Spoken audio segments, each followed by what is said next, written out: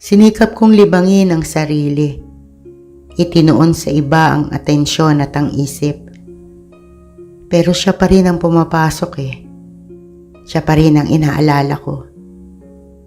Kung kanino siya tatakbo kapag may mabigat na problema. Natatakot ako na baka kung ano ang maisip niyang gawin kapag walang mapupuntahan. Kung walang iintindi sa nararamdaman niya. Kung walang makakaramay.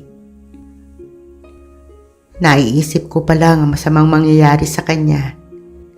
Hindi na ako makahinga. Hindi ko mapapatawad ang sarili kapag may nangyaring masama sa kanya. Hindi ko siya kayang pabayaan. Kung ganyang wala ka namang aasahan kay Yuri, bakit hindi ka nalang maghanap ng iba? Maraming babae, Vance. Isa kang mahusay at papasikat na engineer. Hindi ka mahihirapang makakuha ng makakasama sa buhay. Hindi mo kailangang sikilin ang totoong nararamdaman mo.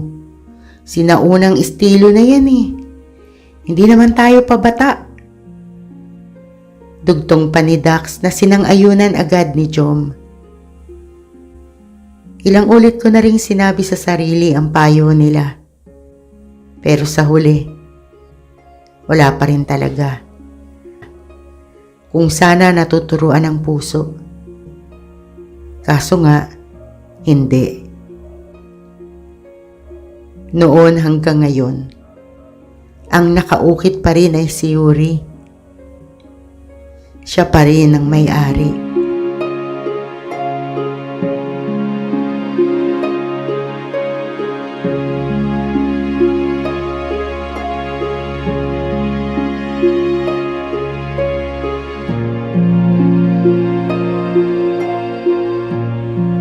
Huwag namang ikalalaki ng ulo mo ha, Vance. Alam mo bang kahawig at kaporma mo si Justin Bieber? Hindi ka na nga lang kasing puti nung college days natin dahil madalas na tayong nakabilad sa araw Pero putik, artistahin ka pa rin. Parang di ka nga tumatanda Batang-bata pa rin ang itsura mo. Natawa ako sa sinabing iyon ni Jom.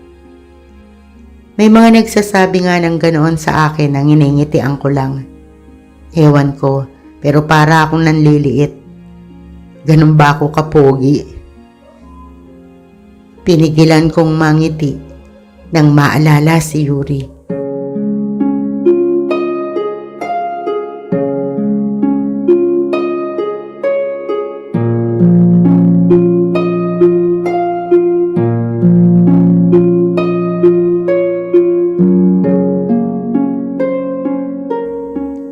Siya ang promotor ng Justin na yan. Kinulayan pa nga niya ang buhok ko noon at pinagaya sa akin ang pagdadamit ng celebrity na yon. Hindi ko makakalimutan kung gaano siya ka-proud habang nakahawak sa braso ko. Kung paano inggitin ang mga kasama naming pasahero sa LRT at kasabay sa mga inasal na kinakainan namin. Hiyang-hiya ako nun, habang siya naman kapit tuko sa akin. Marami sa mga kaklase, kaeskwela, at kakilala namin ang madalas magtanong kung kami ba. Pilyang ngiti lang ang isasagot niya, at saka aakbay sa akin. O kaya yayakap sa bewang ko. Tititigan pa ako ng malagkit at saka magpapakyut. Pinong kurot sa tagiliran ang natatanggap ko sa tuwing binabaliwala ang paglalambing niya. Tapos ay titignan ako ng matalim na tila nagbabanta. Kaya hahapitin ko siya palapit sa akin at saka lalaban ng palagkitan ng tingin. Sa kanya, acting lang yon. Pero sa akin, totoo.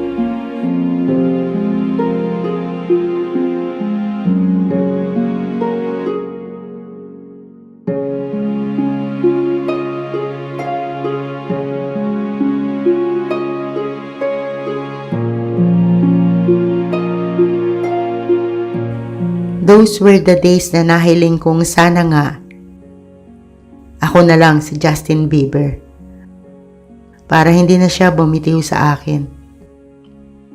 Na sana kami nga gaya ng akala ng marami.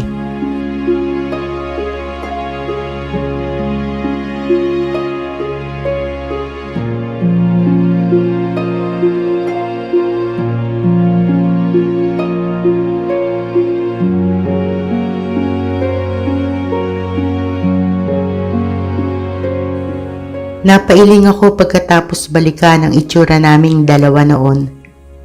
Nangiti na ako at nakaramdam ng kilig. Hindi naman ako nagda-drugs pero ang lakas kong mag-trip. Kung totoo ang time machine na kayang bumalik sa nakaraan, tangina. Sasampa agad ako para makabalik sa panahong kami pa ang magkasama. Maglalakas loob akong sabihin, mahal ko siya, hindi lang bilang kaibigan.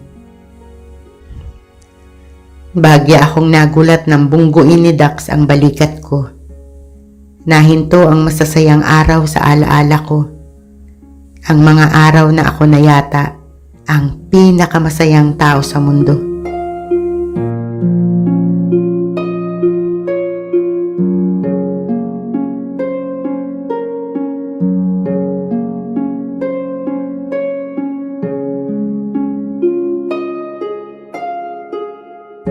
Alam mo, Vance, kung sa akin lang napunta ang good looks na yan, ag-artista na lang ako.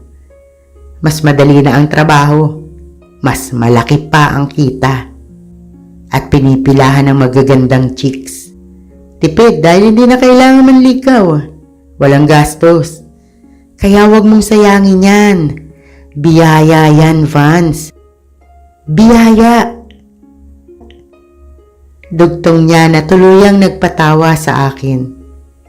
Okay na, utong-uto na ako. Baka tangayin na ako ng hangin dahil lumubo na ang ulo ko sa mga panguurat niyo. Natatawa kong sabi.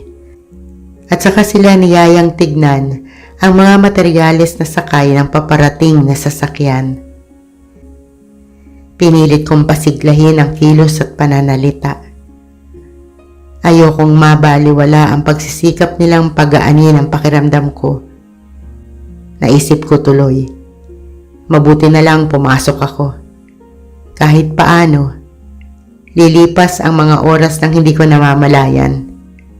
Nalilibang ako dahil sa kanila. Kapag usapang kalokohan, hindi talaga sila nauubusan. Nang matapos ang oras ng trabaho, niyaya nila ako magpalipas ng oras at mag-alis daw ng pagod sa paborito nilang resto bar. Pero tumanggi na ako. Sa estado kong ito, nasisiguro kong hindi ko makokontrol ang emosyon ko. Ayokong doon pa magngangawa. Hindi ko pinangarap pagpiestahan ng ibang tao ang buhay ko.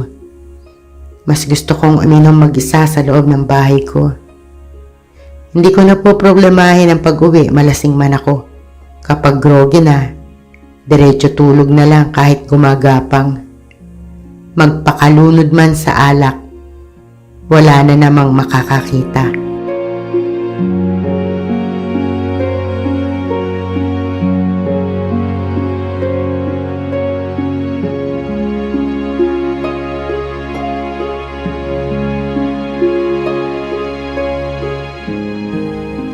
Lumipas ang mga linggo. Muli kong nakasanayan ang pag-iisa. Bukod sa maiigsi at patapos na messages at ilang careful sa work at sleep well mula kay Yuri, ay muli kong natanggap ang setup na ako rin ang gumawa. Bumalik na ako sa aking daily routine. Inisip ko na lang uli na maayos ang kalagayan niya. Na-smooth na naman ang pagsasama nila ni Limuel, kaya tahimik siya. Wala man akong balita. Ang importante, wala rin namang masamang balita tungkol sa kanya. Ayoko na siyang abalahin para lang kumustahin. Hindi madali ang trabaho ng isang call center representative, lalo na night shift. Patayan sa puyat. Ayokong istorbohin ang pagtulog niya o ang paglalaban niya, pagluluto, paglilinis, at pamamahinga kasama ni Limuel. Naghintay na lang ako kung kailan siya libre, kung kailan siya pwedeng makausap nang hindi nagmamadali. Hindi ko naman magawang manguna sa pagtawag o kahit message. Di niya man inamin. Alam kong isa ako sa pinagtatalunan nila ni Limuel. Pinagtatanggol niya ako kapag binabadmouth ng tarantado. Nagsiselo sa akin ang ugok. Kaya para hindi maipit si Yuri sa sitwasyon, abang-abang na lang ako. Kung kailan ako tatawagan, may message para magkita kahit sandali lang. Walang pinagkaiba sa bawal na relasyon sa magkabit. Don't call me, I'll call you.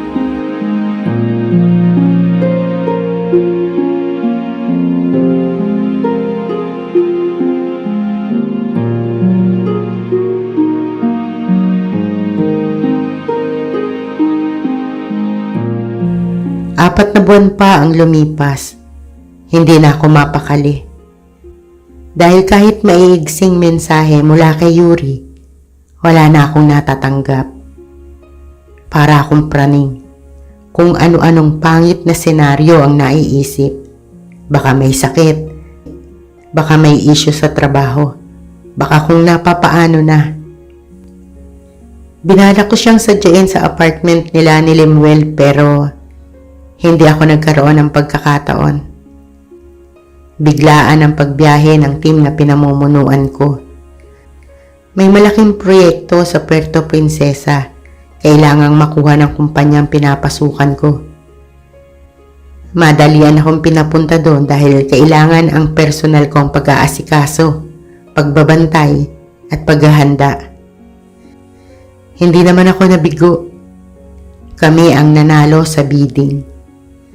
Sa amin napunta ang multi-million project. Kaya naman isang masaganang salo-salo at bumabahang alak ang sumalubong sa aking grupo nang kami makabalik. Sa kabila ng kasiyahan, hindi ko alam kung bakit kating-kati akong makauwi. Parang hinihila ang pundya ko at hindi ako mapakali. Wala nang nagawa ang mga kasamahan ko sa trabaho nang magpaalam ako at sabihing hindi ko na kayang dagdagan ang laman ng bodega ko na bumibigay na ang katawang lupa ko. Kaya para di doon magkalat, uuwi na ako. Nagtawanan sila habang inihahatid ako ng tanaw. At sa pag-uwi kong iyon,